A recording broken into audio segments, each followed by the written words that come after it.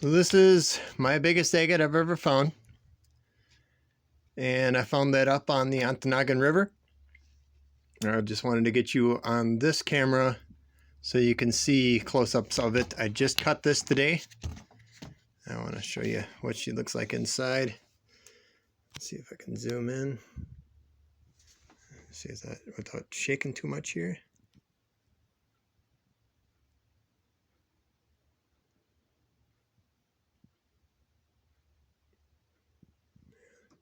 Hard to do on some of these. I gotta try and get this lined up right. See if that's as close as I can get without it being blurry.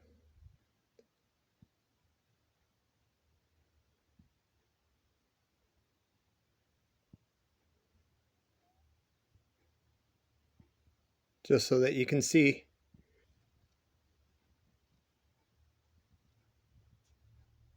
It is in fact an agate.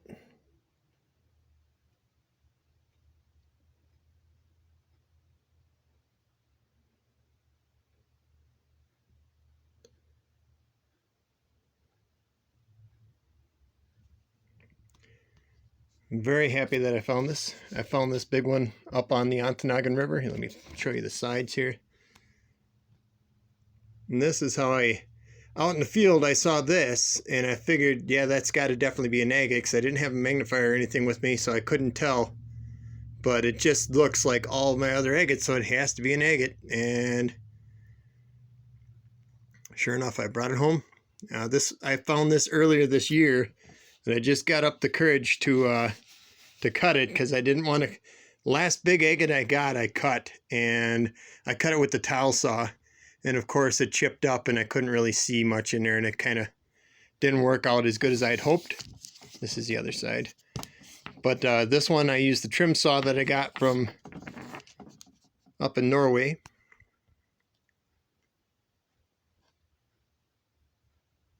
And you can definitely see it is an agate. So I'm very happy with that.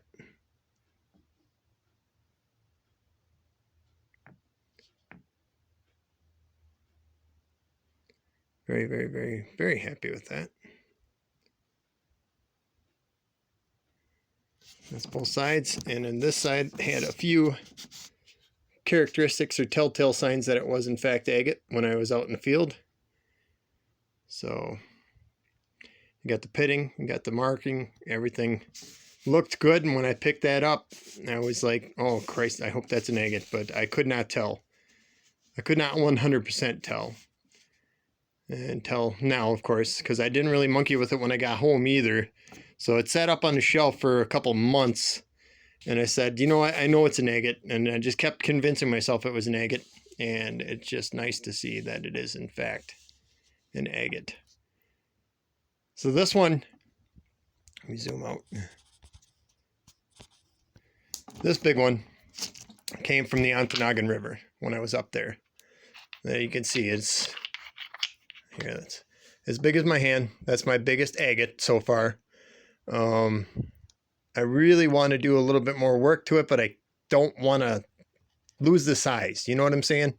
So it was hard enough for me to cut it, but I needed to see the inside.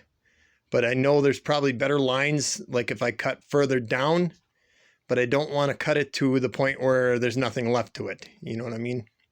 So that was my biggest agate I ever found so far. And these ones here is more of a geode type material. I'm trying to get these where you can see them. I have to get these wet because I don't have them polished. But this is more of a geode type material. And you can see there is some sort of agatization going on in the bottom there. We do have geodes up here, but they're not the greatest. You can see a lot of cavities. These are all cavities here. And you can see definitely some lineage going around them. And that rock cut really easy, except for when I got to that end, it got a little harder right there where all that mineralization happened. So that's pretty cool. I like that anyway. But I'm getting better. I'm getting better at identification, so I know what to look for before I start cutting, because a lot of times when you start cutting, or you'll cut these and you'll start to realize, hey, that's not an agate. Hey, this isn't this and this isn't that. I'm shaking here. Hold on. Try to steady. But you can see how beautiful that is inside. Really, really pretty.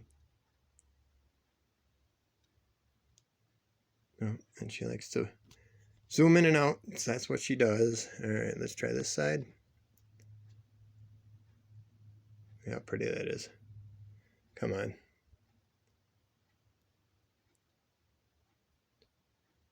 That is very, very pretty. I like that one. These last three that I got, these are local agates. This one here came from Okanagan, up north. But these ones here came from around this area.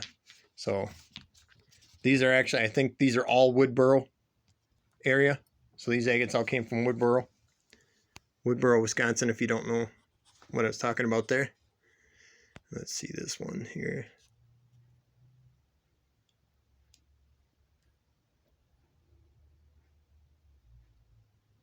That cavity is not really a cavity. This is actually full of quartz.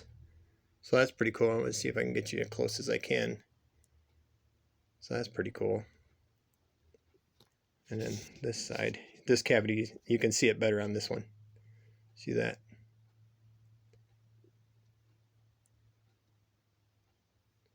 So these were, in fact, 3 pretty large size agates that I had to cut open to see what was inside. I'm not disappointed, because the last batch of 3 big agates I got up in Leona and Crandon. And these ones you didn't see the video for, because when I found them, yeah, they looked agate from the outside, but I didn't find very many good rocks to go with them, so I just kind of deleted the video. It wasn't a video I thought would be interesting enough to put out there. So especially this, because when you look at it, it gave me characteristics of agate, but I figured at this size, at this large, it wasn't going to be something like that. And it ended up being kind of a geode more than agate. There is something stuck in there, in that cavity there. But and then, like I said, this one here, it gave me indications that there was agate in there. But when I videotaped it at the time, I was out in the field, couldn't really tell. And I didn't bother cutting it that day that I got these. And like I said, today I cut them, and I'm not disappointed with what I saw inside. So especially this big one, because I will show you the video. I did save the video of when I got this. I just have to edit it a little bit better. It was fun. So this is definitely a beautiful, beautiful agate. I like the lineage on the outside. That's what I saw when I first picked it up, and you'll see in the video I'll be like, I don't know if that's agate or not, but it definitely looks like one. So it yeah, it definitely is one, as I've shown you.